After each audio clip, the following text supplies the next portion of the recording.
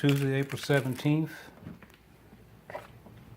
Today the video is going to be about 100 days of mindfulness. 100 days of mindfulness. And I'm going to explain to you what that's all about. Actually, this is a follow-up video in regards to a method that I explained a few days ago, a meditation method. But now we're actually doing 100 days of practice together. I'm going to tell you why we're doing 100 days. And also, I'm going to actually give a replay of the method. So I'll explain it again. I'll go over it again. Yeah, I'm actually sitting out here looking now at my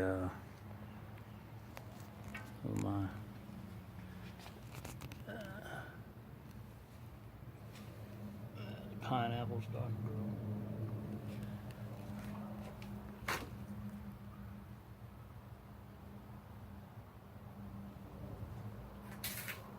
Papaya is almost done.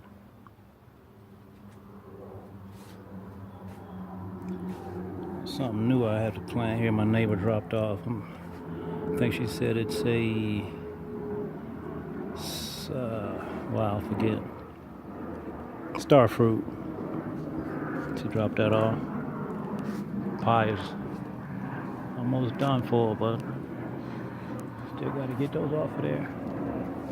Got some more that I actually planted in the back, but yeah, that's what I like to do as part of my mindfulness training. I like to, go out to the garden or into my yard and, tend to my different fruit trees and stuff like that. But yeah, we're talking about the 100-day mindfulness training, and it's going to be a focus group, and we're doing it at my website, www.sifu.lester. That's Sifu, SIFU, Lester.com. Yeah, so we're going to have a focus group there, and it's going to be based on this mindfulness training. And yeah, so what is mindfulness? Well, mindfulness is basically just being aware of what's going on.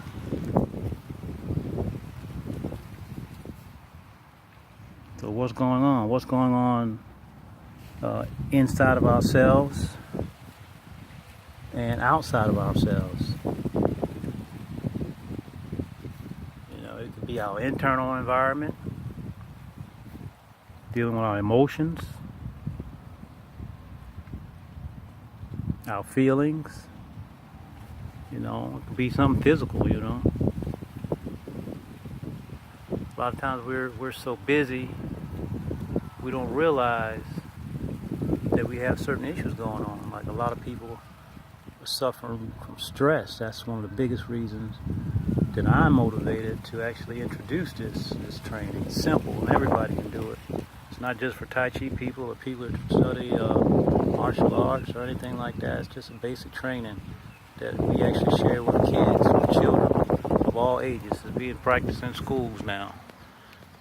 I'll talk about the method a little bit. So first of all,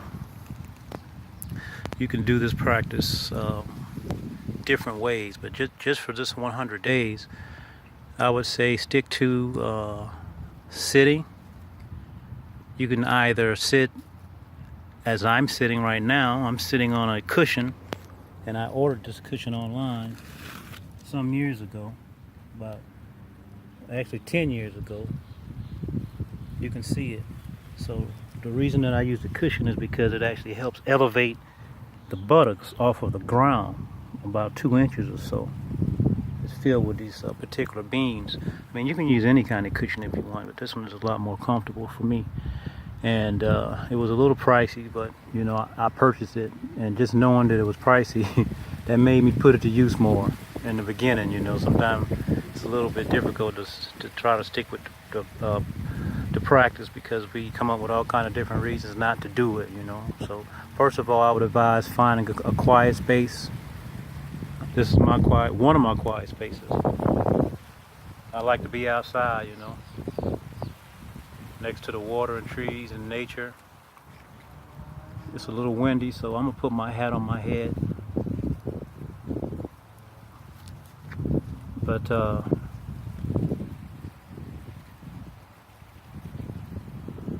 yeah, I like to be out in nature. You know, you can hear the wind, you can hear the birds. Of course, the later in the day it becomes, you know, you hear a lot more things going on. You hear vehicles and people, you know. But I like to find a quiet place. You can do it at work.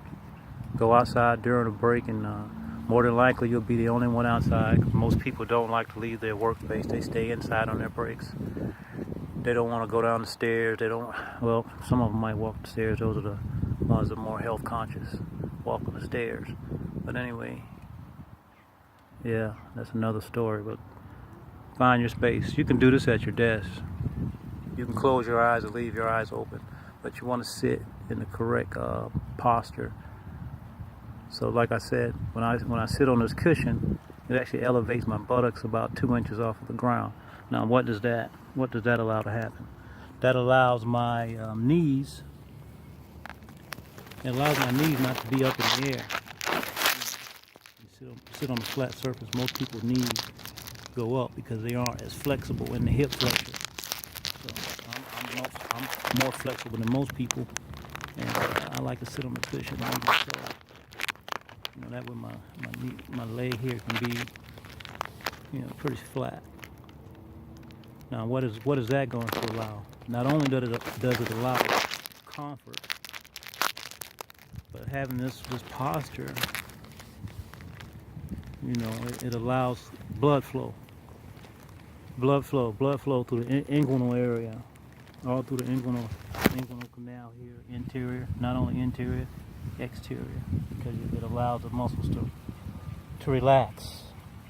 It allows the structure to be in a natural position, more natural. Over time, you may be able to sit on the flat floor, no problem. Some people probably can do it now. In other words, try to have your knees relaxed, legs relaxed, down. Sometimes I sit in a single lotus, sometimes I sit in a double lotus. Just depends on how I feel, how my body feels physically or whatever. I do different things. But yeah, find a place to sit. You can sit at your desk. Now, if you're sitting on a chair, try to sit close to the edge of the chair. Be careful that you don't sit so close that the chair tips over. But the front edge of the chair, in other words, sit far enough up that your back isn't using the backrest. Don't use the backrest, and don't use the armrest either. Don't use either of those. Rely on your own physical body to support itself. So sit erect. Don't have your chest puffed up. Relax your chest naturally. Have your head erect, meaning that the crown point should be up towards the sky. The crown point. Your crown point. You can feel it when you push on it. It's like, it doesn't feel nice. It's like that's where the soft spot used to be when you were a baby. Yeah, right there. You can feel it if you pushed on it. It gives you like a little electrical feeling, like a little stimulation there. You want that point going up. If your chin is out like this away, it won't be going up anymore. All right, so when you bring your head back like this, it goes up. And also, when your head comes back, it also helps relax the union of your skull and your spine up at the first two vertebrae. You know, the atlas and the axis. You don't want to have your neck out like this. I call it chicken neck. That pinches the nerves back here. It pinches back here. So relax. Relax your chest. That way you can breathe fully and completely into your whole thoracic cavity. All throughout there. You can just inflate.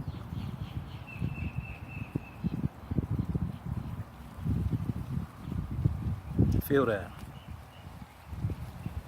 Then we'll talk a little bit more about the method.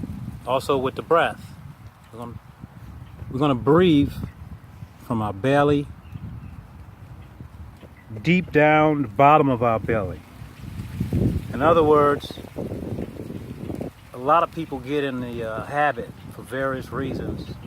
It could be from an accident, it could be whatever, genetic, it could be from ergonomics at work.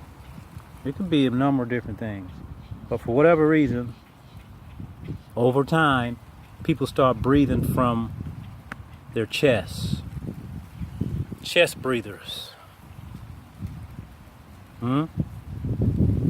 So when you breathe from your chest, you're not actually using your lungs to their fullest capacity. You have 5 lobes on your lungs, 3 on one side, 2 on the other, 2 on the left, 3 on the right, total of 5. You want to be able to fill those spaces. You want to be able to fill those lungs that are located on the bottom, not just the ones that's on the top. You need to fill them up, and you need to deflate them so you can remove the toxins and you can bring in the fresh prana, man, the fresh chi. You want to be able to bring that in. Dispel the body of all the junk that need to go out. So we have to breathe properly. So we want to breathe from the bottom, deep. Also, we want to breathe in and out of our nose. We want to breathe in and out of our nose. I'll talk about it now. By breathing in and out of the nose, the breath goes in. I'll say this. Think about it. The nostrils are small in comparison to the mouth, right? So therefore, the breath is going to be limited coming through the nose. In the beginning, you're going to feel like you're getting in less air because you're using 2 smaller openings as opposed to the mouth. The mouth is big. I hadn't breathed out of my mouth in so many years. I don't remember what it feels like. But over time, your breath is going to become a lot more powerful by breathing through the nose because you're training your lungs to breathe through these narrow passageways, which is the correct way to be breathing. When you breathe through your nose is able to filter the air of impurities. It's also able to help regulate the temperature of the air. All right? It's able to help regulate the temperature of the air. Air is too cold, passes through the nose. Your nose is going to help take care of the temperature. All right? And then it can go down. It also can help get rid of any impurities. We even have cilia, hairs all on our nose, and then they go back and then they go down. So start here with the filtration process as opposed to going through our mouth. The filtration. The mouth is made for, it's not made for breathing, Of course, we do have some exercises that we do some mouth breathing, but that's done with a conscious effort just for those types of practices.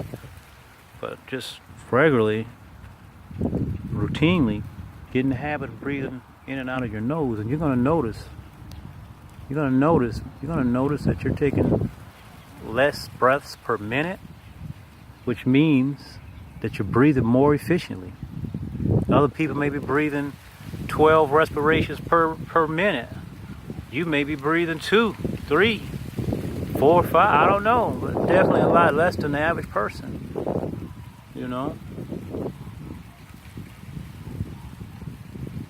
So here's the way the practice works.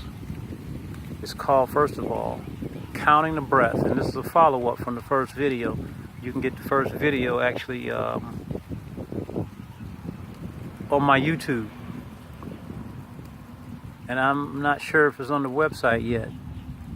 www.sifu, that's S-I-S like Sam, S-I-F, F like Frank, U, That's seafoollester.com. Go there. And you know, we're going to have a blog going on about this 100-day, I call it transformation. 100-day transformation. Because like I said, a lot of people think when we talk about meditation, they think about it's all about quietness. Well, the quietness is just a tool that we use to help with awareness, right? So the awareness is where we find out about all these things that are unhealthy to us, like unhealthy emotions, unhealthy feelings. So when we recognize these unhealthy things, we're able to act on them even before they take place. You know, you may feel yourself getting angry. You can stop that before it happens. You know, I can remember times I could feel it coming, and I just stop it, and I just start laughing, you know. I start laughing, another person look at me like I'm nuts, you know. They're like, why are you laughing? I had to laugh at myself sometimes. Because emotions are emotions, you know. We are not our personalities. That's the first thing that we have to realize. We're not our emotions. We're not our feelings. I don't even like to say they're ours, because they're just like clouds.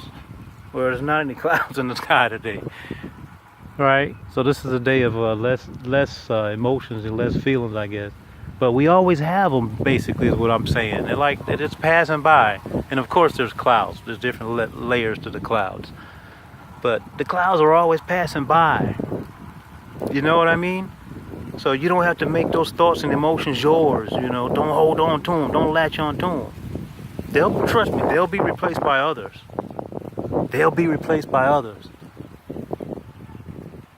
They will be replaced by others. So we want to get into this practice. So it's going to be one breath in, one breath out. That's in the nose, out the nose. All right? You can either have your eyes open or closed.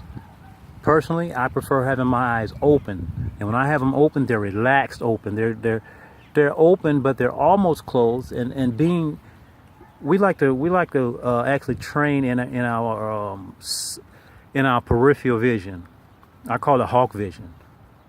You know, so we're working on awareness. So this gives us spatial awareness outside of us by having our eyes open. If your eyes are closed, it gives you a whole nother, you go into a whole nother feeling or a whole nother dimension, I would say. You're no longer using your peripheral vision. It does, you know, so it depends on what you want to train. Eyes open or eyes closed. But like I said, we train with our eyes open, slightly open, not strained. You want to relax. And some people get disturbed by outside things, you know, but you have to train where you're no longer disturbed by outside things. So that's why I like to leave my eyes open and just let those outside things be outside things. If you have trouble with that, close your eyes and, you know, don't pay attention to them because you can't see them. Of course, you can still hear them. All right. But we want to sit down, breathe in, breathe out. That's one. Breathe in, breathe out. That's two. Breathe in, breathe out. That's three. Right? So remember, we're counting up to 10. All right? Breathe in, breathe out. That's 4. Breathe in, breathe out. That's 5. We want to get all the way up to number 10. So let's say you look up, you breathe in, you breathe out, and you forget where you are. Or you breathe in, breathe out. You're on number 17.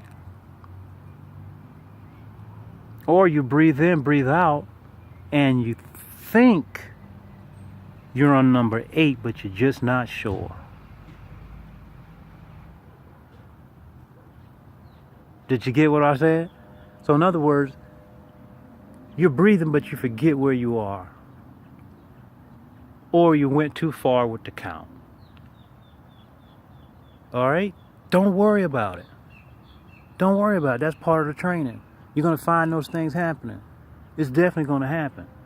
It's going to happen a lot more in the beginning of your training than it does at the end. Or not at the end, I would say as you get more used to training, more experience, or you have, I'll say, less less clutter going on in your mind, less things that you're attached to. One day you're going to find yourself, you're going to be doing 1 through 10. You're going to do 1 through 10, and you're going to find yourself 1 through 10, and you're going to look up, it's been 20 minutes, and you've been doing 1 through 10, and you didn't get lost at all. You may have done it for 30 minutes, 40 minutes, 1 through 10, 1 through 10. So, hey, that's great. Let's say back to before what I was talking about if you got lost, all right? So if you get lost, just start over. Start back over at 1. Don't question where you are. Don't guess. And don't lie to yourself. Be sure. Be sure. Just start right over, back at 1. And don't punish yourself for it. It's not a big deal. Also, don't get lazy and starting to be like not as aware, not as alert, and just say, I can just start over. Because it's not about just starting over. It's about being in tune to where you are. Remember, being present. And if you find yourself getting lost a lot, that means that you're not present. All right? So if you find yourself getting lost, just, just start being more present. And if you find things disturbing you, if you find I wouldn't say even disturbing you, or things that you get attached to, just learn how to let them go. For example, if you're sitting here and you're counting your breath, and all of a sudden a bird flies by, and you hear the bird flies by, and your mind says, bird. Just let it go. Don't start making a movie out of it saying, wow, that was a big bird that flew by. Sounded like a helicopter. I wonder if that was a blue bird, black bird, or what? Actually, that could have been a duck. Maybe it wasn't a bird at all. So now you get what I'm saying? I wonder where that bird went. Or why did he fly by so close? That's strange for birds to be around this area. They're usually not out during this time of the year. So now you start making a whole movie. You look up, you started chasing those thoughts, and then you say, wow, what was I on, number 7 or 8 or 9 or 10? So you got distracted from your practice. And that's just one simple thing. You know, an idea could come to your mind while you're sitting there. You start thinking about work, and you get attached to that work idea. And you look up, you forget what number you're on. So you got to learn to let those ideas go. If the phone rings while you're doing your practice, just sit there, keep practicing, disregard that phone call. Remember, this practice is just for you. I always say get some type of timer. You know, you can go online and download the app. I have one that's called Tai Chi Timer. You can go to Tai Chi Timer and get it, Tai Chi Timer. Download the app, and you can set the timer for 20 minutes. We're going to do this 100-day practice, all of us. My students are included. 100-day practice of doing the method that I just reviewed with you, counting the breath. We're going to do 100 days. Get a calendar. Start putting the X on every day. And this is not only 100 days, by the way. Let me emphasize, this is 100 consecutive days. Consecutive days. 100 consecutive days. So if you miss one day, start over. Start over. Now, the reason for that is, it's based on tradition, the 100 consecutive days. And the consecutive days work, and if you miss a day, the effects just aren't the same.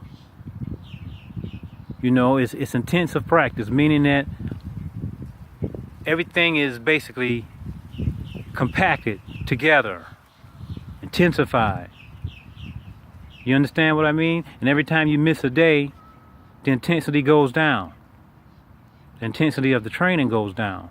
The effort that you put in, it goes away. They say each day that you miss is just like missing 4 days, 5 days or more. Each day is like missing that. So you want to keep going. And before you know it, you'll make it a habit, a routine. And it's a great habit. It's a great routine to have. But if you miss a day, start over. The effects are totally different. And don't lie, don't cheat yourself. It's your practice. Go to the website, www.seafoodlester.com. Go to the blog that we're going to be talking about. Post a question. Add something in regards to the blog. What's going on with your practice. this is like the first step to people that want to do like other types of higher level. I call them higher level practices, but all practice comes in levels. And actually, this is like the very first practice that was taught to me, and I had to do this. I was required to do this practice. I didn't have to do anything. It was up to me to do it. I did this practice for 6 months, you know, and it was like the gateway to. I had to do this in order to calm down my mind. I didn't realize how busy my mind was. So I had to calm down my mind by doing this, and then I started learning my Tai Chi after 6 months of sitting practice. And then we moved into other things, dealing with standing and moving. So think about that. Even as a baby, you know, they say be like a baby. We learn to breathe like a baby. Look at a baby. The baby breathes from the belly. You know, we look at our practices like a baby. First we learn how to sit. Then we learn how to stand. Then we learn how to walk. All right, so it all comes in levels. So here, that's what I'm talking about, learning how to sit. And then next we'll talk about standing. You know, how to stand. There's a lot. Share this with your family and friends. Share, subscribe.